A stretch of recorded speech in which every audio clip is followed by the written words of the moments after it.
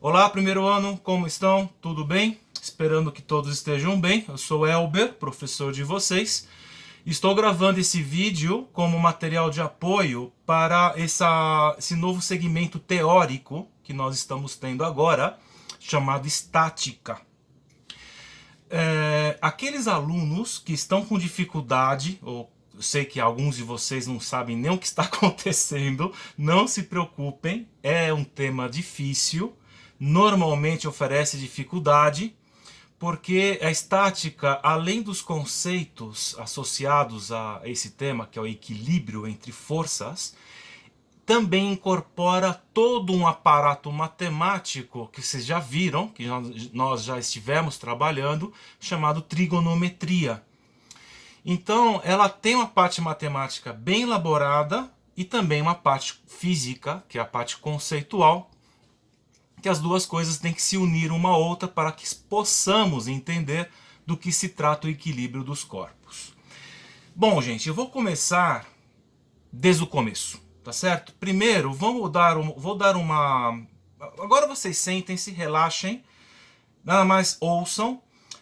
Eu vou dar uma introdução histórica do que é que nós estamos estudando dentro de um contexto mais holístico, tá certo? A gente estuda física, certo? A física, ela é dividida, a física chamada clássica, vamos deixar aqui do lado, ela está dividida, ou mais bem, divide a natureza em 4 domínios. Ela divide a natureza em movimento, luz, calor e eletricidade. Vou colocar aqui também magnetismo, que as duas coisas, no final, é a mesma coisa. Tá certo?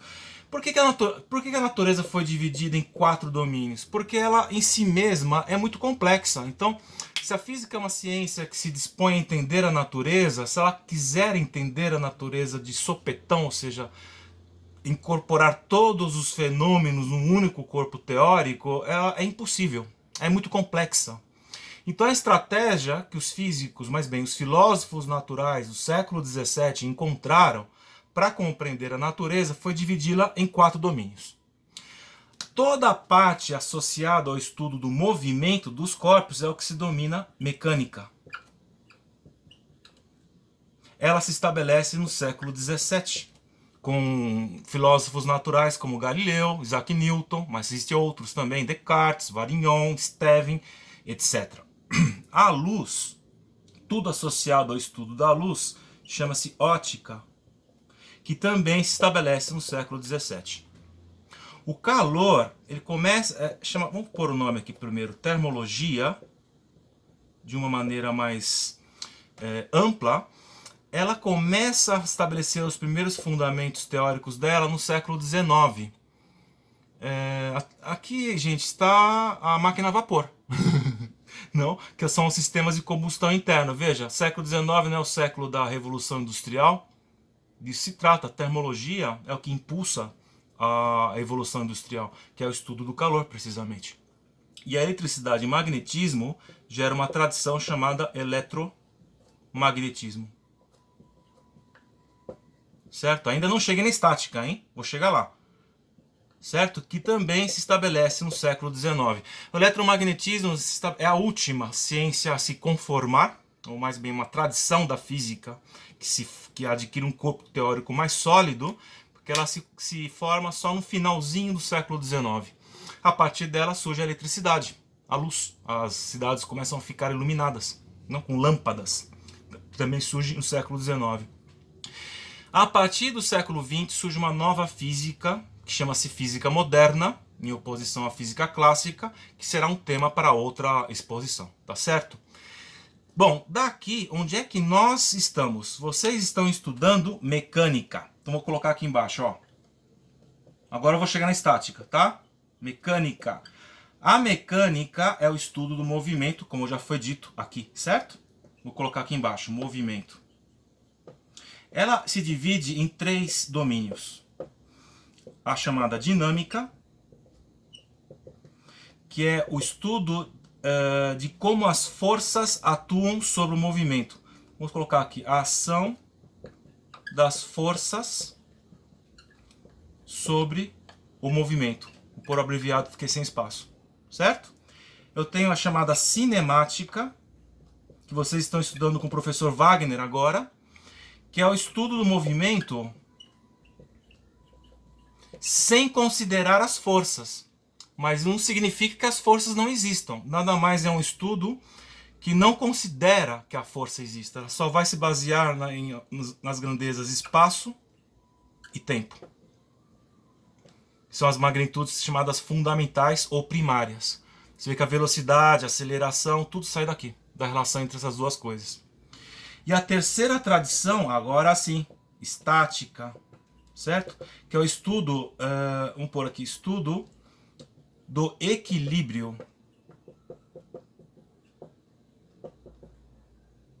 das forças.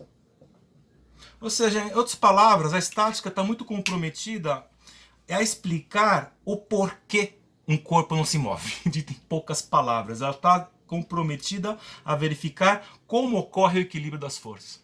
Também surge, essa tradição também nasce no século XVII, que é a dinâmica que eu tenho Isaac Newton, fundando ela, a cinemática eu tenho Galileu, e aqui tem autores menos conhecidos, como Varignon, Stevin, por exemplo. Tá? Mas essas três tradições, elas atravessam o século XVII para o século XVIII, e até hoje elas funcionam muito bem para estudar precisamente ou explicar o movimento dos corpos. O que nós vamos estudar, o que estamos entrando, já começamos a estudar é isso aqui, ó, estática, ou seja, equilíbrio das forças. Lembrando que a força é uma grandeza vetorial, então estamos falando em poucas palavras o equilíbrio de vetores. Certo? Todo aparato matemático que vimos até agora, que é projeção de forças, composição, decomposição, está associado a esse estudo que está aqui. Tudo bem? Isso aqui é só uma visão geral, bem ampla, do que é que vocês estudam no ensino médio.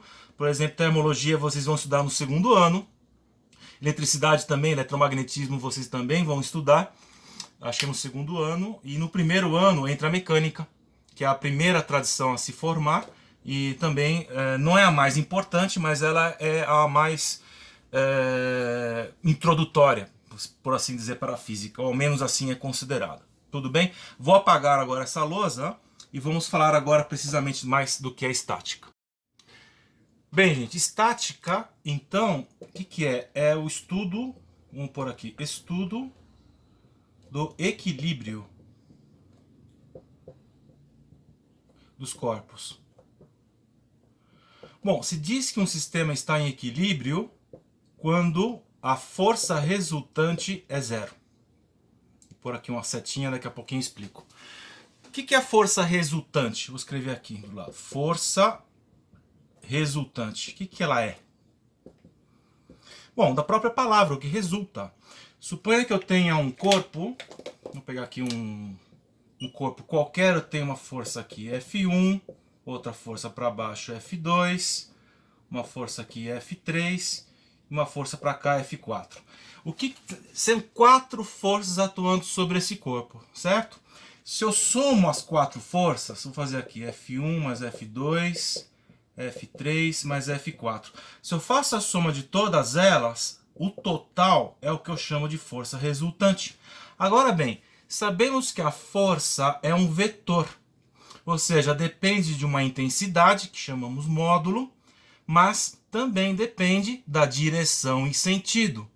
Essa dependência da direção e sentido, por exemplo, essa F1 está na diagonal para a direita e F2 está para baixo ou está para cima, é o que caracteriza um vetor. Então, eu vou pôr uma setinha aqui em cima para dizer que essas grandezas, na verdade, estão representando um valor numérico, mas também duas qualidades que são geométricas, que é a direção e sentido. Então, a soma vetorial das 4 forças deste exemplo é o que eu chamo de força resultante. A força resultante, então, é a soma de todas as forças que atuam sobre um corpo. Vamos tomar exemplos. Vamos pegar aqui exemplos. Vamos supor que eu tenha, exemplo 1. Suponha que eu tenha aqui um corpo. Eu tenho uma força de 10 newtons puxando ele para a direita e uma força de 2 newtons puxando ele para a esquerda. Primeira coisa que eu estou vendo é que as duas forças têm a mesma direção. Então, a força resultante eu posso obter como? Simplesmente aplicando um sinal negativo para uma delas. Por que negativo? Porque eu tenho sentidos opostos. Então, a força resultante eu tenho 10 newtons para a direita, vou subtrair 2 que está puxando para a esquerda, vai me dar 8 newtons. 8 newtons para onde? Para onde aponta a força maior, ou seja, seriam 8 newtons na direção, nesse caso horizontal, para a direita.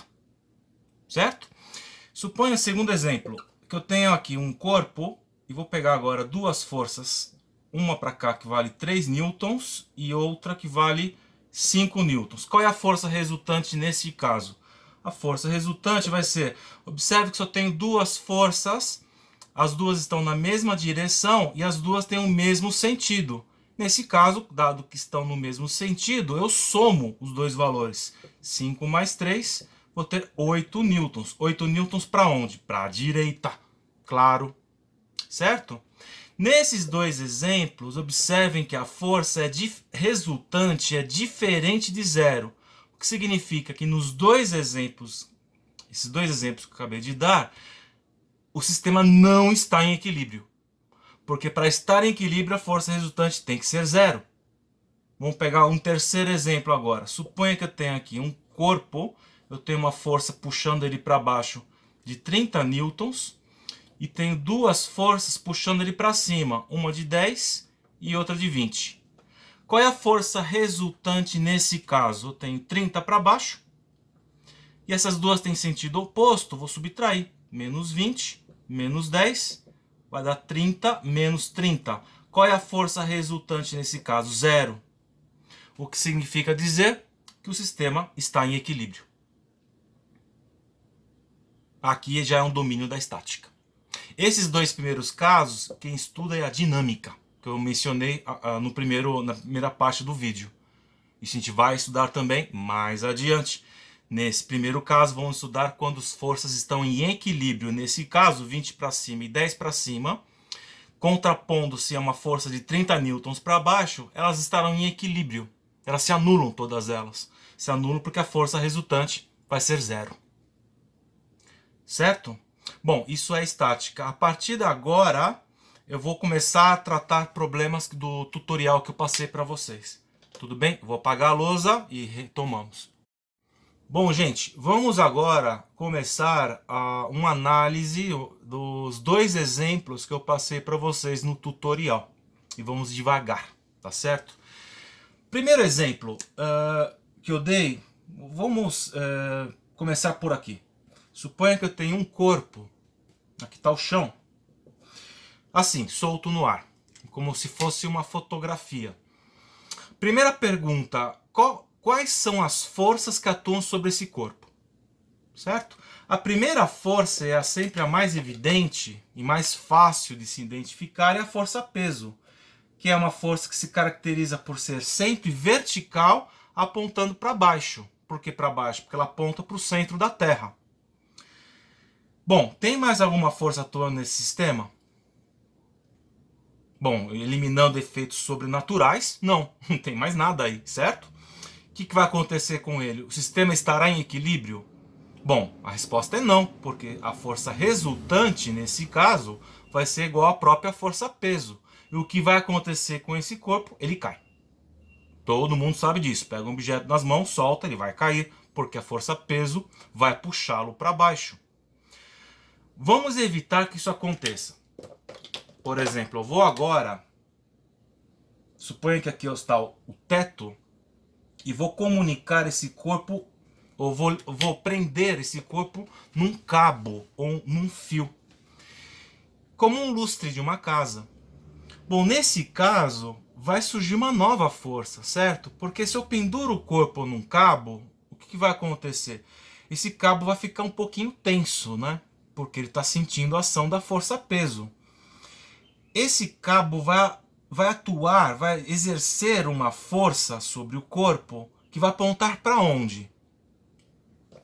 Ele vai puxar o corpo para cima, certo? Dado que é uma força que provém de um fio, eu chamo essa força Vamos pôr aqui, força, pode ser chamada de tensão, como eu escrevi no tutorial, mas também às vezes alguns autores chamam força de tração, que é uma força característica de fios ou cabos. Certo? Bom, o exemplo é quase intuitivo. Claro que se eu penduro o corpo num fio, ele não vai cair. Essa força de tensão ou tração se representa normalmente pela letra T. Então, vou pôr aqui a letra T. Muito bem. Se o corpo está em repouso e vai permanecer em repouso, ou seja, ele não se move, significa que o sistema está em equilíbrio. Se está em equilíbrio, o que significa dizer que a força resultante é zero, certo? Qual que vai ser a força resultante nesse exemplo? Eu vou ter a força-peso, que está puxando para um lado, para baixo, e a tensão do fio vai puxar para cima, então vou pôr o sinal negativo, porque o sentido é oposto. Se a força-peso nesse caso vale 30 newtons, qual será o valor da tensão do fio? Bem, a força resultante é zero, porque o sistema está em equilíbrio. Então vou pôr aqui, 0 é igual a 30, que é o valor da força-peso, menos a tração. Passo a tração do fio para o outro lado da igualdade, sinal negativo, vai ficar positivo. Então vou ter que a tração do fio vai ser igual a 30 newtons. Claro. 30 menos 30, 0. Certo? Bom, agora eu entrei no segundo exemplo que eu dei e vou por partes. Suponha que eu tenho um corpo e suponha que tem uma força para cá. Vou usar valores numéricos diferentes, tá? Vamos supor que seja uma força de 40 newtons puxando ele nessa direção e nesse sentido. Bom, além dessa força, supondo que o chão está aqui embaixo, eu vou ter também a força-peso aqui, certo? Vou dar o valor de 20 newtons. E suponha que o ângulo que a força de 40 newtons possui com a vertical seja de 60 graus. Bom, Bom, agora a pergunta é a seguinte, esse sistema vai estar em equilíbrio? Ou seja, com essas duas forças atuando sobre o corpo, esse corpo vai se mover ou vai ficar parado? E se ele se mover, para onde ele se move? Certo? Para saber responder essa pergunta, qual a primeira coisa que eu tenho que fazer? Jogar essa força de 40 newtons na direção da força-peso. Mas isso é a decomposição de vetor, que nós já trabalhamos. Mas todo vetor, se eu projeto ele na direção vertical, ele tem sempre duas componentes. Uma na vertical e outra componente na horizontal. Vamos fazer isso uma coisa de cada vez. Então vamos tomar aqui um sistema de referência. Ai, que coisa horrível ficou isso. Pera. Ninguém viu. Vamos tomar um sistema de referência. Assim. São duas retas que formam um ângulo de 90 graus uma com a outra. Essa força de 40 newtons, vou desenhá-la aqui. Certo? Esse vetor vale 40 newtons. E esse ângulo aqui vale 60 graus, que é esse aqui. Vamos fazer a projeção desse vetor. Esse exercício nós fizemos em sala de aula, creio que é a exaustão. Para projetar o vetor, vou projetá-lo nas duas direções. Então, eu vou fazer a projeção primeiro na direção vertical. Como é que a gente faz isso? Desde onde aponta o vetor, desde o final dele, eu faço uma linha pontilhada, formando um ângulo de 90 graus com o eixo. Segundo passo, identificar o vetor projeção, que vai ser esse aqui. Vou dar um nome para ele, vou chamar de X. Não, melhor, Y, que está no eixo vertical. Tá? Vamos calcular esse valor desse vetor Y. Veja, eu tenho um triângulo retângulo, a hipotenusa vale 40 newtons, eu tenho um ângulo de 60 graus. Vou desenhar aqui do lado, ó. 40, esse ângulo vale 60, e eu quero saber o valor de Y. Esse ângulo aqui é reto, que é esse ângulo daqui. Aqui. Se eu aplico... Aqui eu tenho que o y é um cateto do triângulo retângulo, é um cateto adjacente a 60 graus. Se eu escrevo cosseno de 60 graus, por que cosseno? Porque é o cateto adjacente que eu estou buscando. Quem vai ser? Cosseno de 60 vai ser cateto adjacente, y, dividido pela hipotenusa, que vale 40. Passo 40 multiplicando. 40 vezes cosseno de 60 é igual a y. Bom, o cosseno de 60 graus vale 1/2. Então vamos lá, 40 vezes 1/2 é igual a y. Bom, 40 vezes 1/2 é 40 dividido por 2, certo? Então y vale 20. Então, apesar de que a força tem uma intensidade de 40 newtons nessa direção que está representado aqui, na direção vertical ele vai atuar somente com uma intensidade de 20 newtons, que é metade do seu valor total. Mas como eu disse, numa projeção, quando faz decomposição de vetores, todo vetor sempre tem duas componentes. Ele tem também a componente que é essa componente horizontal. Vamos fazer o mesmo procedimento. O ângulo reto está aqui. Desenha o vetor projeção. Dá um nome para ele. Vou chamar de x. Aí nesse caso que a gente vai ter aqui o 40, certo?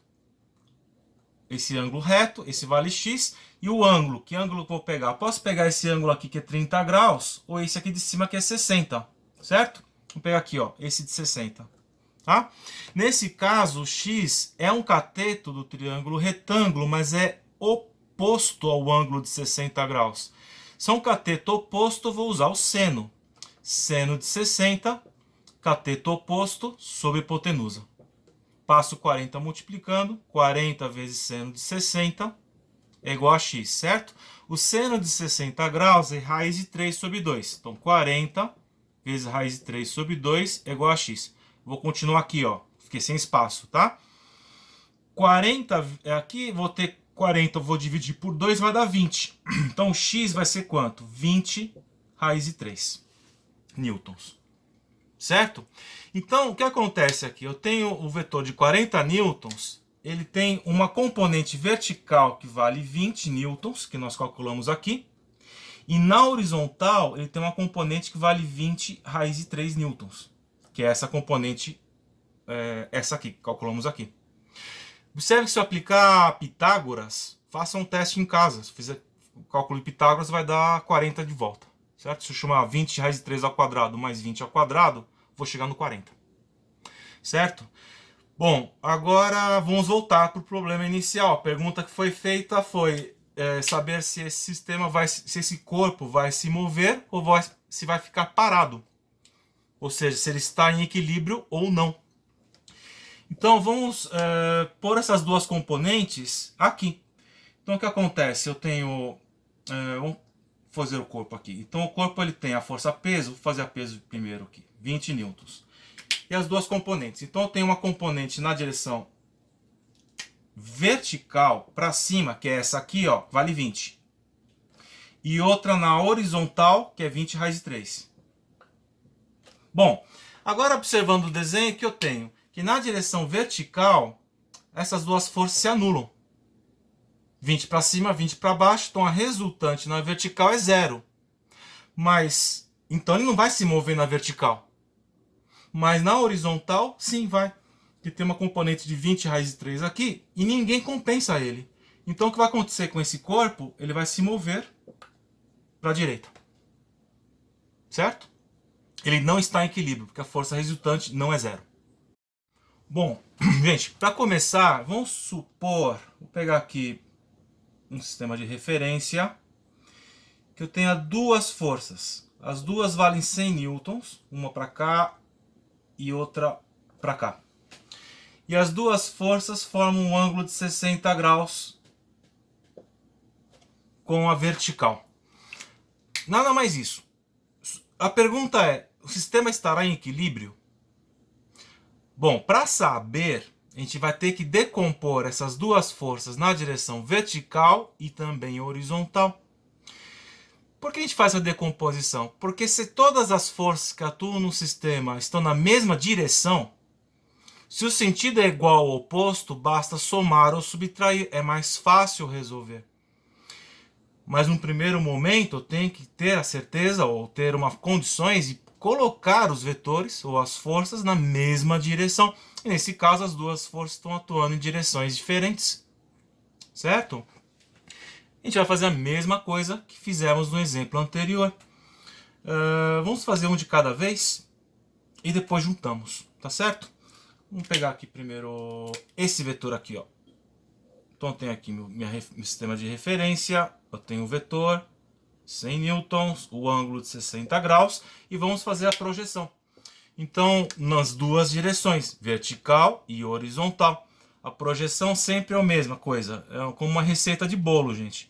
Traça uma linha pontilhada, formando um ângulo de 90 graus com o eixo que eu quero projetar o vetor. Segundo passo, identifica o vetor. Está aqui. Terceiro passo, dá um nome para ele, vou chamar de X. Agora que eu tenho que essa reta vertical e essa linha pontilhada são paralelas, certo? São paralelas, então esse ângulo e esse ângulo são iguais.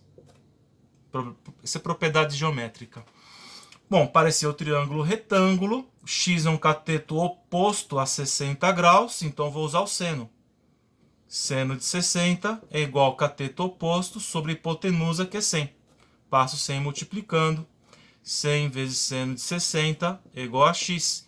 O seno de 60 graus é raiz de 3 sobre 2. Então x vai ser 50 raiz de 3 newtons.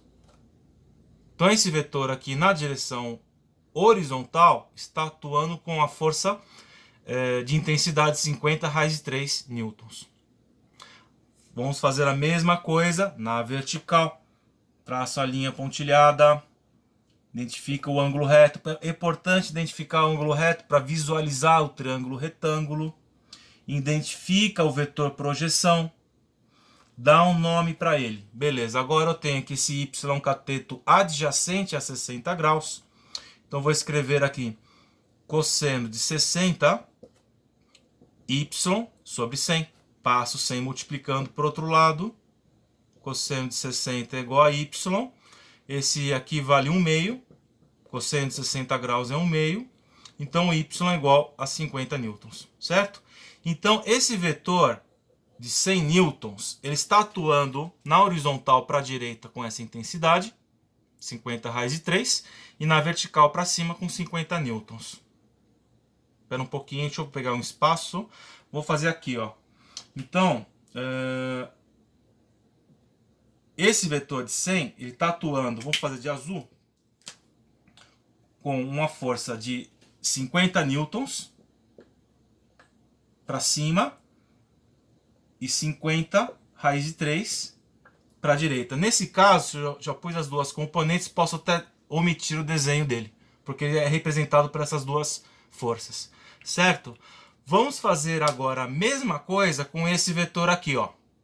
Tá para o outro lado, tá? Então vou fazer primeiro meu eixo de referência. É a mesma coisa, não? Aqui tenho 100 newtons. Esse ângulo é 60 graus. A gente faz a projeção para os dois lados. Primeiro para a horizontal. Ângulo reto. Identifico o vetor. Dá um nome. Vou chamar de x'. Esse ângulo aqui é igual a esse, 60 graus. Cateto agora é um cateto oposto. Seno de 60, x sobre 100. Passo 100 multiplicando. Mesma coisa, não? Que aqui, x vai dar 50 raiz de 3. Então, newtons. Então, esse vetor de 100, ele está atuando na direção horizontal para a direita. Vou já colocar aqui o vetor. Com a intensidade 50 raiz de 3. Certo?